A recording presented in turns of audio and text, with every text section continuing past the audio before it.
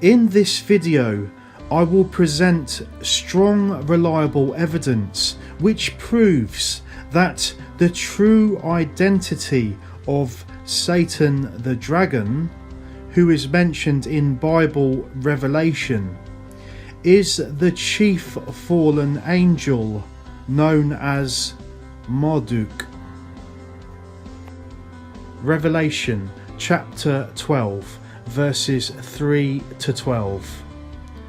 And there appeared a sign in heaven, a great red dragon with 7 heads and 10 horns and 7 crowns upon his heads. And with his tail he dragged 1/3 of the stars of heaven and threw them down to the earth. Then there was war in heaven. Michael and his angels fought against the dragon, and the dragon and his angels fought back, but were defeated and banished from heaven.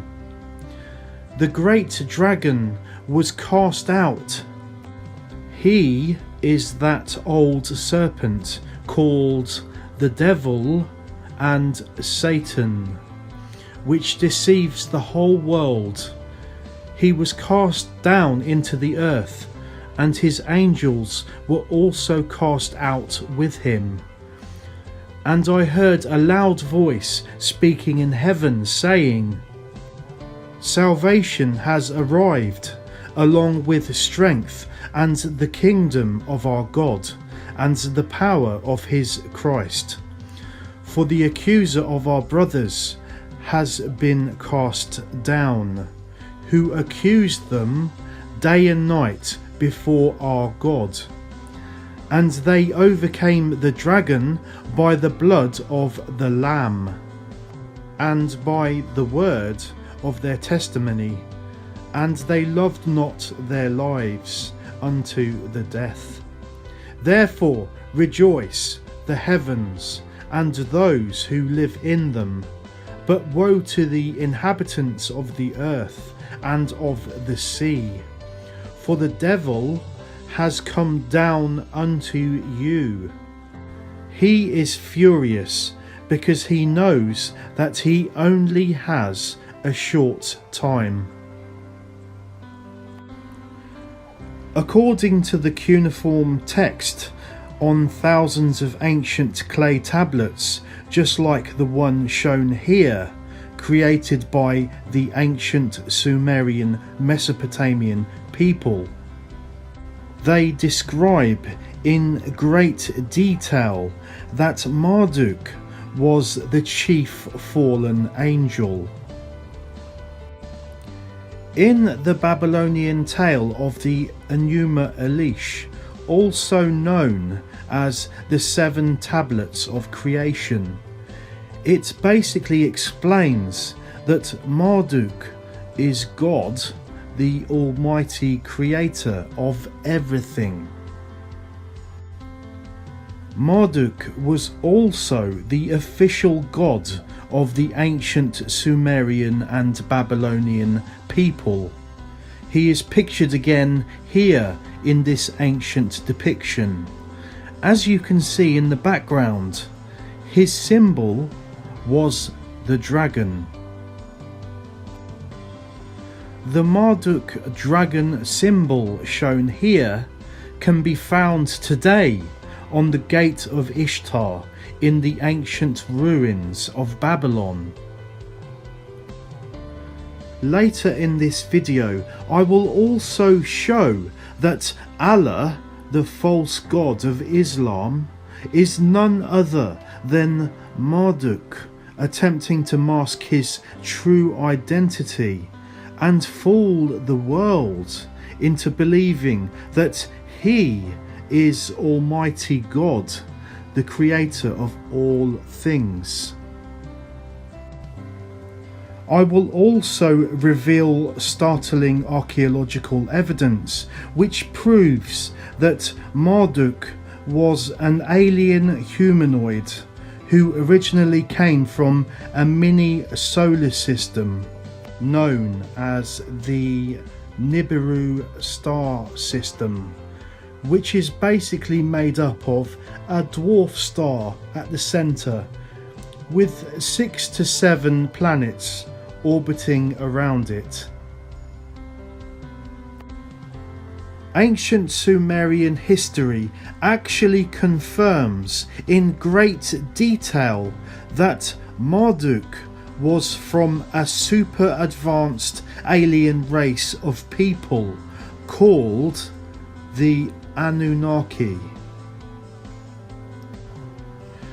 Please note, the late great Zecharia Sitchin, whose many books are available today, can be considered a reliable source of information for the subject matter of planet Nibiru and the Anunnaki.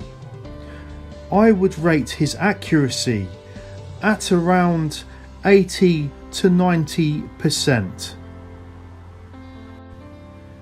It is rumoured that the Anunnaki alien race of people currently live on an Earth-like homeworld which orbits around the red planet Nibiru. Planet Nibiru is classed as a brown dwarf star, which is basically a dying sun. Recently in 2015, a team of Belgian astronomers discovered a mini solar system called TRAPPIST-1, which appears to virtually fit the Sumerian description of the Nibiru star system. Okay, if you are someone with a closed mind, suffering with ignorance and unwilling to learn, then please bury your head back in the sand now. According to the writings of the earliest intelligent human civilization, known as the Sumerians, many hundreds of thousands of years ago, when the earth was nothing but an open, barren landscape, our planet was visited by an advanced alien race of humanoid life forms known as the Anunnaki.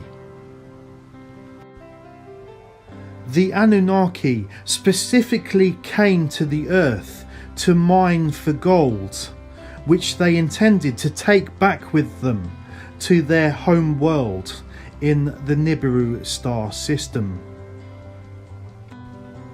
The gold would then be refined down into its most basic monatomic element in the form of a fine powder or dust. The Anunnaki would then use this gold dust to repair the failing ozone layer of their home world by dispersing it high up into the atmosphere. The fine gold dust would act as a deflecting shield from the constant bombardment of radiation coming from Nibiru, the brown dwarf star located at the centre of their mini solar system.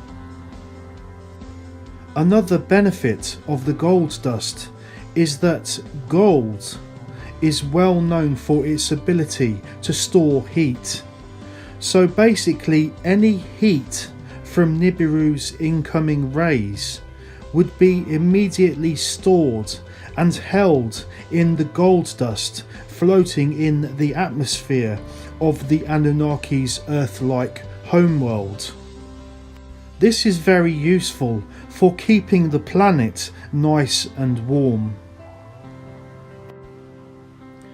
Question: can we find any evidence today on the Earth which confirms that the Anunnaki were here? Yes, ancient artifacts created by our ancestors who actually witnessed them. spacecraft and aircraft.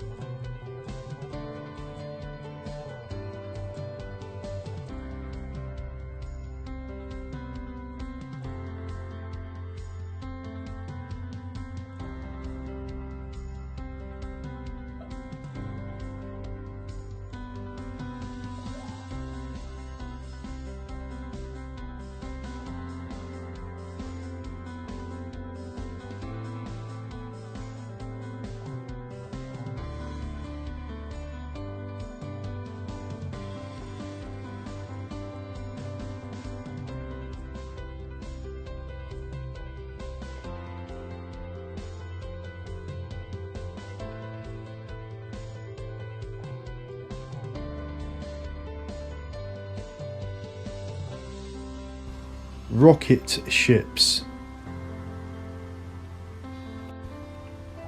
Rocket parts. Lightning weapons.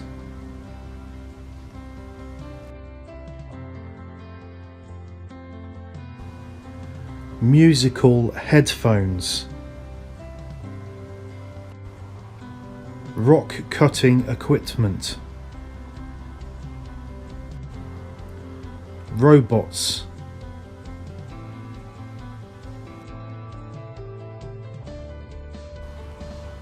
Bicycles.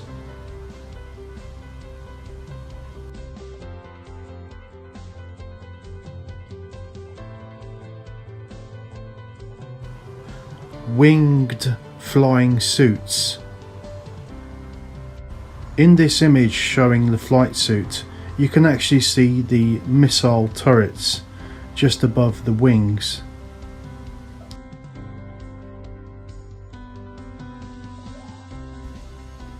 Flight goggles.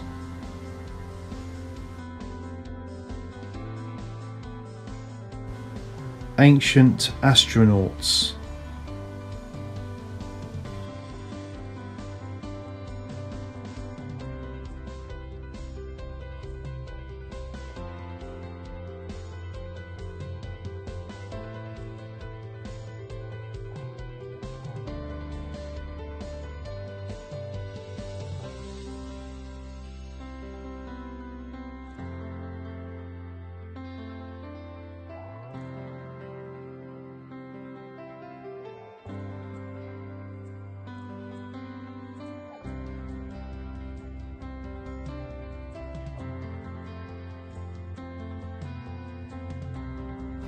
Electric light bulbs. Computers.